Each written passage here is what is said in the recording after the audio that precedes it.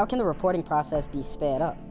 So first, one must check and make sure that their profile is properly tri-merged and have some form of public records. And I say this first because a lot of people will have trade lines not adding to their CPN profiles, and it's because they didn't properly tri-merge their profile together. So tri-merging means that all the information is reported to the credit bureau, and it has created a special file for you under that name and date of birth and all the information associated with that profile. Somewhere down the line, some people make mistakes where they don't properly tri-merge all their information together, so the credit bureau can't tie that number or that date of birth or that name back to that credit profile, and then it leaves the person in a position where when they add trade lines to their credit profile, the trade line never adds, but the trade line has nowhere to go because that information hasn't fully tri-merged and created a profile with the public record so that it would actually have something to attach itself to.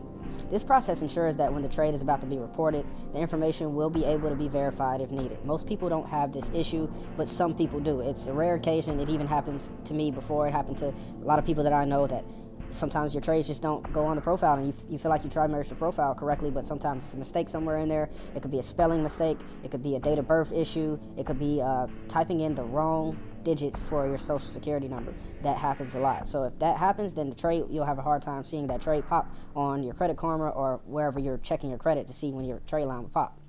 Also, don't make a ridiculous name for your profile. For some reason, this jams up a lot of profiles when the name isn't anywhere, literally. So systems pick up on names that are out of the ordinary, and it never is a good idea to just make a random name. I see people sometimes make names that aren't realistic names, like maybe they use a name that's more of a place or a name that's more of a verb. If you use names like this can hinder your process of being tri-merged completely, because some names just aren't in systems, aren't to be accepted in systems, and these new systems have with their application certain keywords or key names and things like that they will kind of kick those applications to a different area, so they don't even actually run the credit.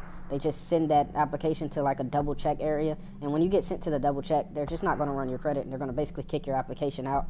They don't double check these things usually. Some companies do. Some companies will send you an email and try to verify things, but most companies on the initial application, they're just going to kick your application out, and it's not them even physically, it's the computer. It's just going to kick your application out, and you probably won't receive an email, you probably won't receive anything, you just won't be fully tri-merged. So watch out for the name issue there.